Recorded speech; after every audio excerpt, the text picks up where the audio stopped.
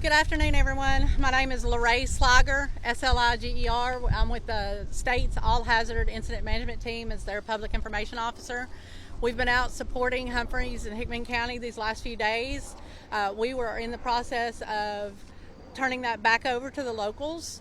So I'm going to let your local PIO, which is Gray Collier with Humphreys County EMA, speak to you, and then we'll be here just to support them through this mission. Hi guys, like she said, if I haven't met you yet, I know I've met a lot of you. My name is Gray Collier, that's Grey Collier, and I'm the Public Information Officer under the Humphreys County Emergency Management Agency. And so we've been really blessed to have support on the communications end and PIO end from the state over the last few days to really help hopefully get that information out to you smoother than a one-man show can do, but we will be transitioning back down to local, and I'll still have some assistance back up. But we appreciate your cooperation, your patience that has been so appreciated over this weekend. If you don't have my contact information, you can get with me, and you should have all that by the end. And at this time, I'm going to turn it over to Sheriff Davis and Sheriff Kraft. I'd like to take just a moment to follow up on what she just said. The PIOs from every agency, again, my mind's still tired, of everybody that's here and they're able to come together, and the information that we've been trying to push out to you guys and keep you up to date as much as we can on everything. Number one, I look around and I see that I'm familiar with a lot of you here. And I want to say I'm very appreciative of the ones of you here, because my next comment I don't think come from anyone here or that we know is here. Again, I would like to really emphasize the fake reporting, the fake information that's being put out there. It's being very hurtful to a lot of our families and to our victims' families and their extended families. And it's actually one of the reasons that we wanted to take a few minutes and do what we're about to do. Sheriff and I are about to release to you the names and confirm that with you guys of the 16 victims. With that, I know some of you have probably seen that information through Facebook or wherever, but we want to confirm with you the names of those individual souls that we've been talking about.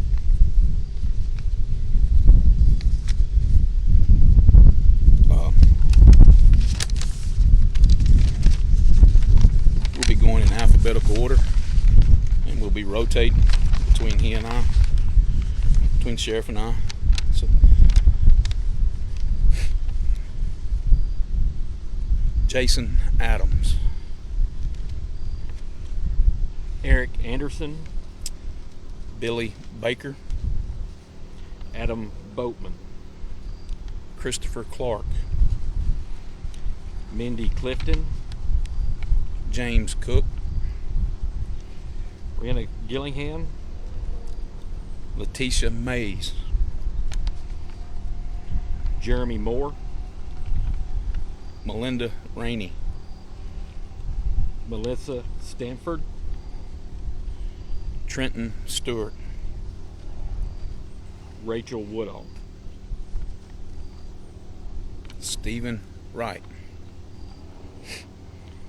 Donald Yule,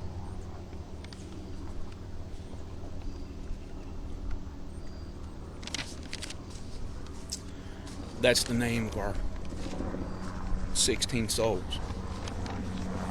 that we're still trying to take care of and their families. We still have a lot of things inside the scene that are very active. We still have a very good operational plan. We're moving forward. We're still at a snail's pace. We are still in the process of collecting samples and are in the process of trying to make confirmations so we can start talking to families individually. And it's the next few hours, next few days, we're going to really try to focus on that process even more. One of the things that I'd like to ask of you all,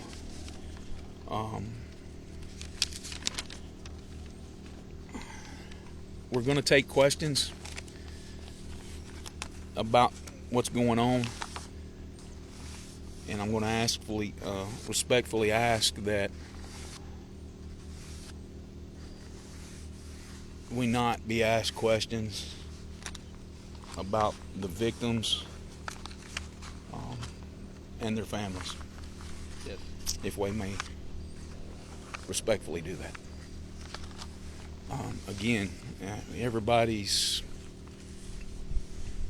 here that's behind us is here. They're supportive. You seen the governor here yesterday. I spoke with the White House within an hour ago. The support's here. We're going to stay on track to get the mission accomplished that's at hand. Anybody have any questions? Yes, sir. Sheriff, if you're still working to confirm the DNA and other things like that on these victims, how at this point do you feel comfortable releasing those names? What have you guys been doing to confirm that? Well, as we've spoke before in some of our earlier conferences, the TBI is on scene with top-of-the-line technology that they have to be able to do that. And I don't even want to try to go much further with that statement because I don't understand it myself. But when they tell me something and I know their technology, we used it during the flood and we had great success with it. I'm just going to depend and trust on the process and their expertise in that matter. Could I ask a favor, please? If y'all ask a question, please say your name and where you're from. And just to add on to that too, and not just with the agencies, also AES as well has been very helpful in everything through this investigation. So it takes all of us working together, and that's how where we're at. You know, if I may, we talk about AES, and we talked about it yesterday. You've seen some of the visuals, and I don't believe it's anybody here, but some of the families and these extended families, and we also like to call AES part of these souls, a part of our individuals that we're looking for, part of their extended family, and we ask you that you show those same employees the respect of not putting things in their face or asking them questions. And this is a very tedious situation. It's a lot of moving parts, from the investigative to the case to families and feelings, and there's a lot of things, and I know there's a lot of questions.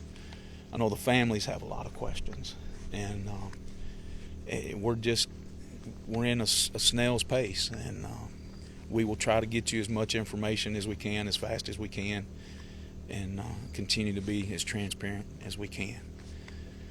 Yes, go ahead, and I'll come right back to you, ma'am. You mentioned fake reporting. Can you clarify some of this misinformation that you're discussing?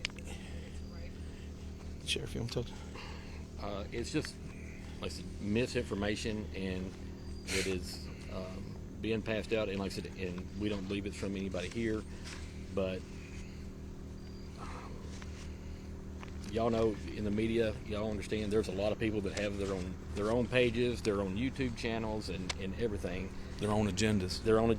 And they're putting information out that is just 100% not true. I mean, we talk to families that they're seeing this, and it's hurtful to them. And we've met with the families and explained the same thing with them as there's a lot of stuff out there that's fake and not true, and made them aware of it. No, it's not anything. I think Sheriff Davis and myself and everyone that's here is trying to give all the information that we can to the appropriate people as it comes up. But again, we can't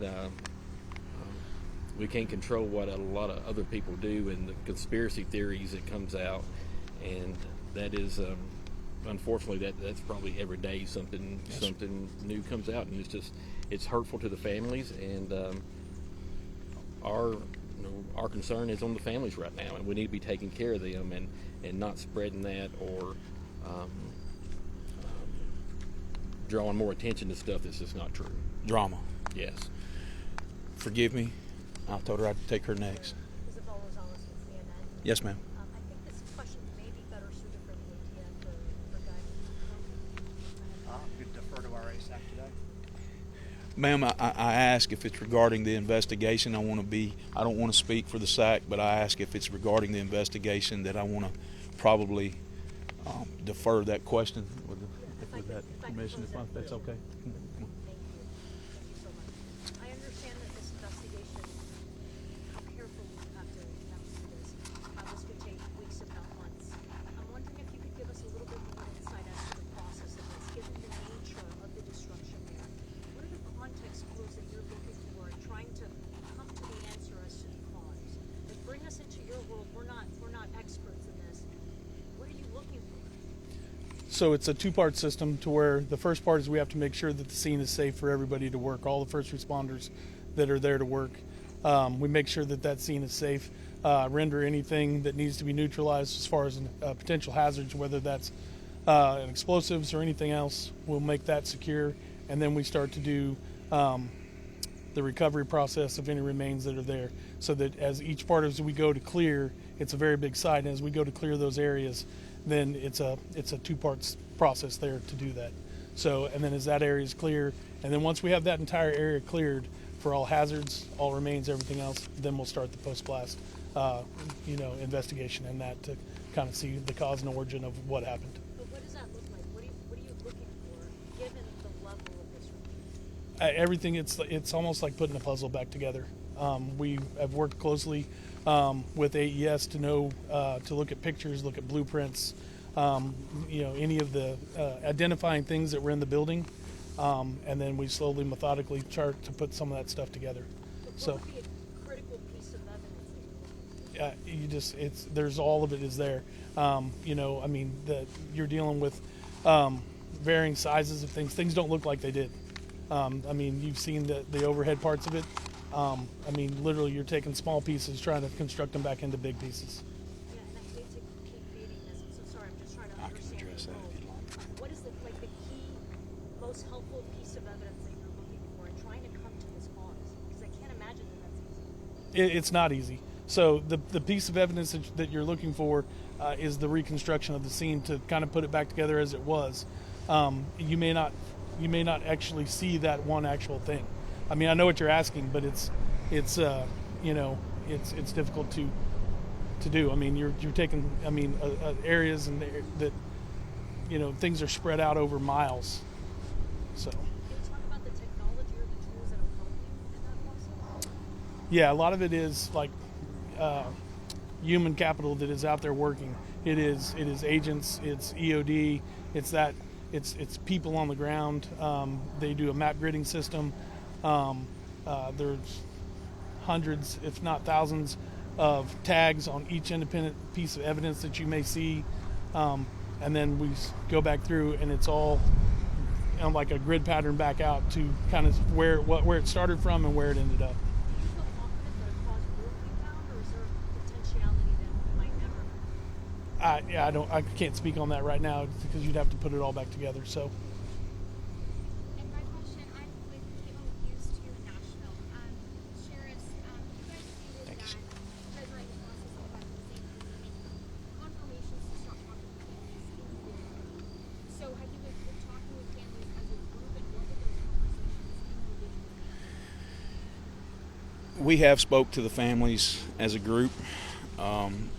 We know that we've had some breakout teams because there was questions that a lot of the families had and wanted to feel more comfortable talking individually. We know that those conversations have taken place. We've assured them that we're doing everything that we can, and I really don't want to go much further than that because I want to respect those conversations and respect those families. Sheriff Davis, it's the other Chris Davis. The other, hi Chris. So many people in Middle Tennessee, I know, want to help. I know national audiences have been disturbed by all this and want to be able to help the families and want to help this community. Are there any funds or anything we can direct people to be able to get help? Sure. I know there has been a GoFundMe page that's been set up.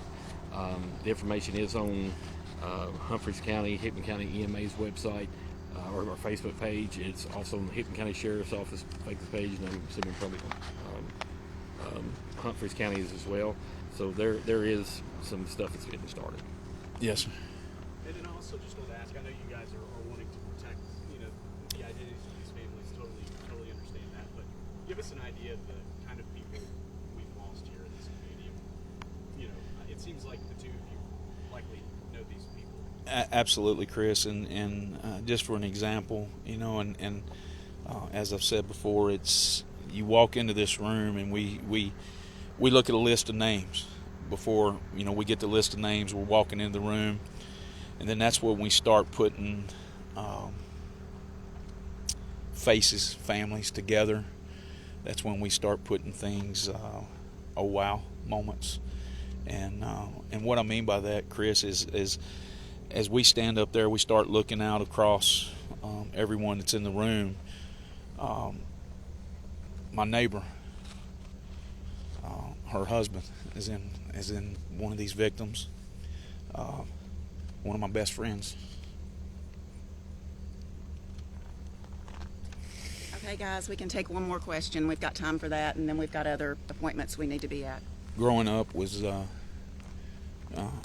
that room a teacher from our county. He's got the same situation with him, and I don't want to put words in his mouth, but it's it's sort of kind of like the flood. We may not have known that individual personally, but in some form or fashion we probably or do know their family or extended family, and it's this small county, rural America, where everybody knows each other and everybody's going to take care of each other. So I'm going to come back to you because I told you I would. I'm sorry, ma'am. Go ahead. You mentioned that cell phone records would be key. Have you guys recovered any cell phone electronic communication from before the blast on Sheffield Way?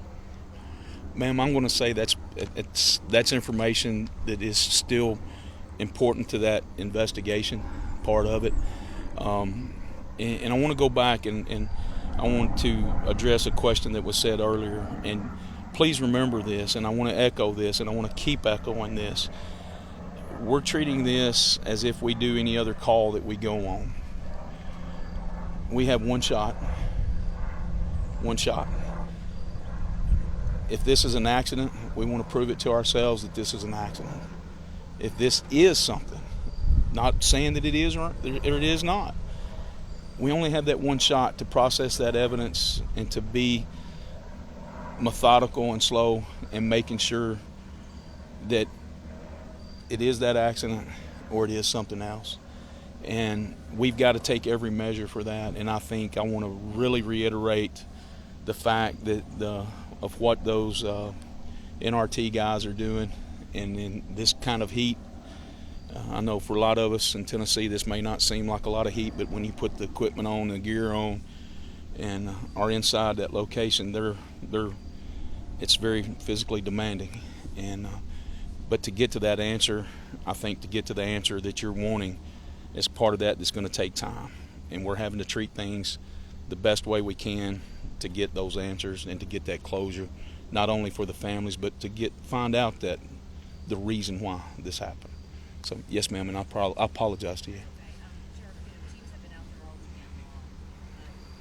Talk about volatility, the location of the site right now. Are there any new challenges that have come up in the past couple of days? If so, if the teams are going to be out there for several weeks, if not months, the weather is going to be shifting. samples? Yeah. And how do you get all of the samples collected before the weather changes? That's definitely one of the Achilles heels that we have, is having to do that. But we also just discussed this morning that our scene has expanded a little. So that's another reason that's going to even take a little bit more time.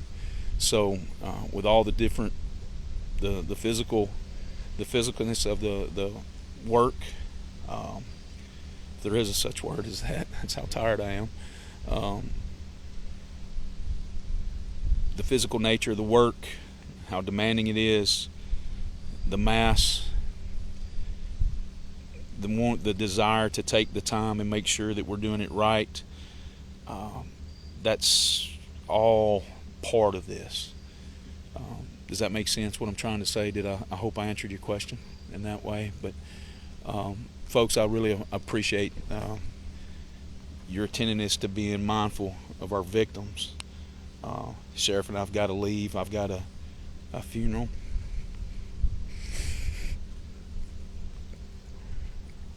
That I need to go to. So thank you.